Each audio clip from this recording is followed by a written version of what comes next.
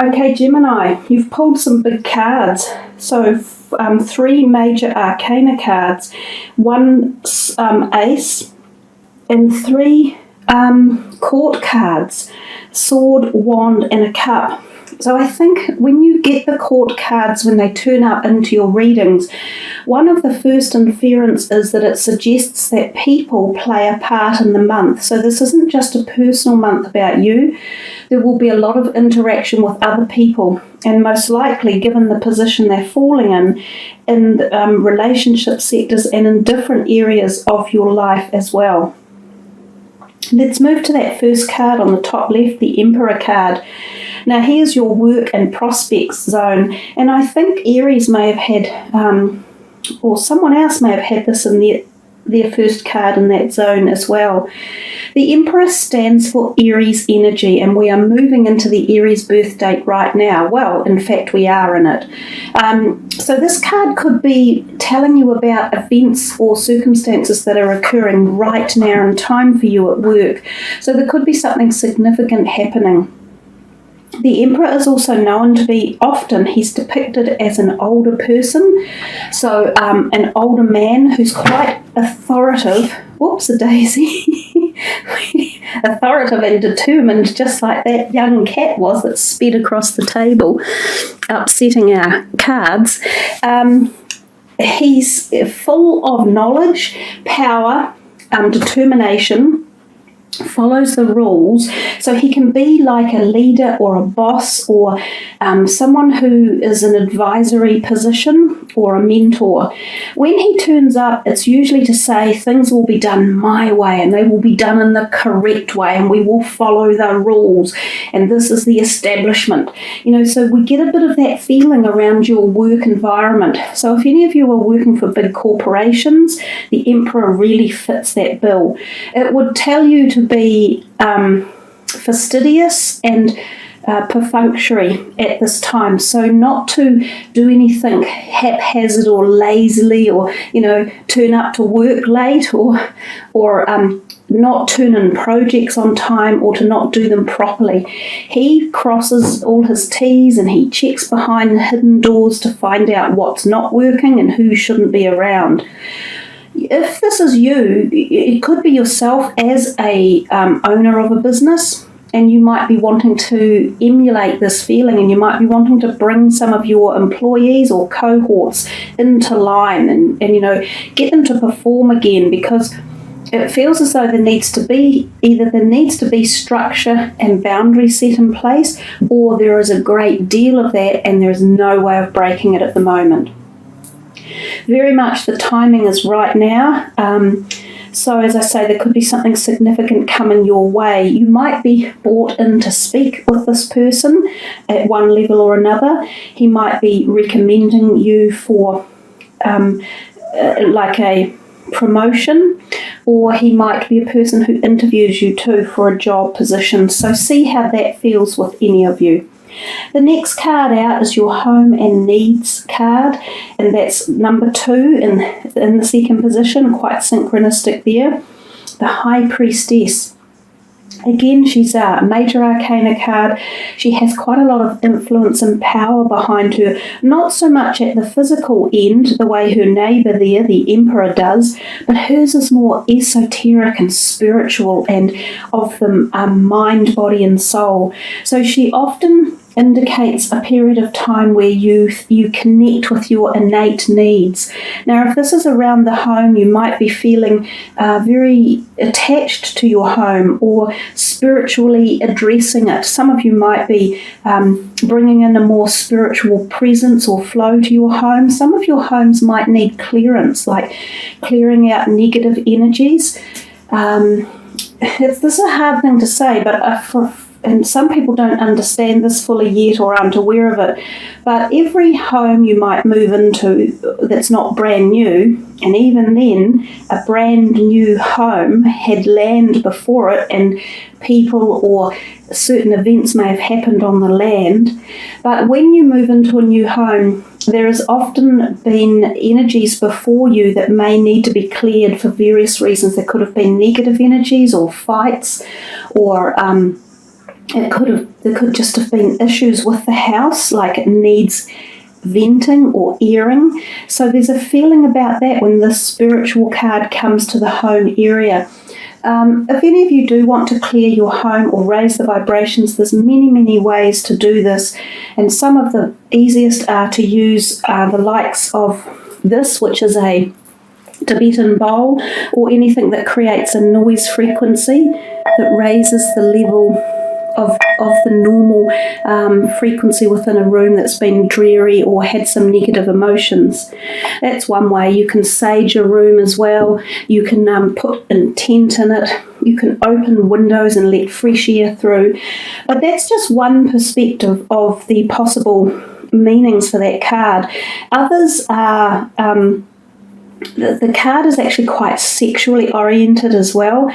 So even though this is falling in the home and needs desire, there might be some of you who feel the need for either more intimacy with a partner or wanting romance or intimate moments with a new person. Or some of you may even be thinking of planning a pregnancy, and you might be monitoring that. This card shows a great deal of fertility, so pregnancy could be in the cards if that's what you're looking for, pardon the pun. We also look at the moon at the bottom of her feet, and we note that the moon in April will have very significant cycles for this particular part of your reading, which is to do with your home zone. Bearing in mind, of course, that Easter is in April, which is all about the moon. It's a moon celebration event. It's a celestial event. So the moon already is tied into what I mentioned earlier, these great spiritual energies that are coming. So some of you could have really profound months where you make these amazing connections that will give you enlightenment, warmth, encouragement, just really boost you up and your home zone and the people who live in your home. That's another message. If there's anyone in your home environment, whether you're flatting or living in an extended family or on your own, but if there's anyone that needs to be bolstered up as well and needs some sort of emotional boost, this is also the type of energy that can come from this card. And again, there are many ways of undertaking those type of energies as well. Hello, darling. Now we move to the third card there, which is luck and desires. And as luck would have it, you guys, Gemini, have the Ace of Swords in your position. So any ace is always considered very lucky and new beginnings. And so it couldn't have been really a better card for the luck to come. However, the Ace of Swords often means that a success has been won, but at the cost of something else. So this can literally turn up when there are separations around, or when there's a divorce, or when partnerships are dissolving. Now this can also be business partnerships that dissolve. So some of you may have been moving through negotiations or litigations up to this point, and then in April there might appear to be a successful period in time where there is success coming your way. So some sort of ending will have occurred for this new beginning to start, and on this new beginning you have the fresh doors and awareness to enable yourself to walk forward. And because it's in the luck and desires house, this could be any area that you're letting go of something that has been irksome and you've been working on in the past, and you are now going to get more luck and more desire around it. So again, it's a good card to fall in that particular position. So we come to the fourth card and we see friends and support, and we see the Knight of Swords here, brandishing his way in. He's storming into that reading, with his sword charged up in the air, and all hell and brimfire are breaking loose. When the Knight of Swords turns up, he is telling you to get off your jacksie and get into action and do something different. He initiates change, he stirs things up, he uses words, he can sometimes incite arguments, but he usually gets your mind going. So something about your friends and the support around you at this time is giving you a nudge of some sort. They're telling you to bolster yourself up or do something different or do something active. This could even be just like action adventure. You could have a whole bunch of friends who are eagerly saying, come on, let's go mountain hiking, or let's go on dirt bike riding, or go, I don't know, anything that's exciting, swimming across a channel somewhere or across a lake, or bear hunting.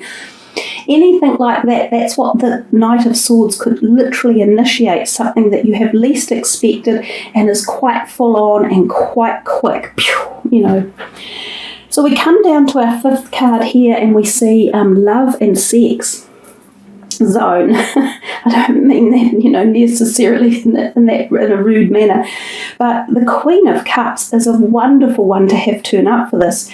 She, not just like the High Priestess above her, is very much a symbol of fertility.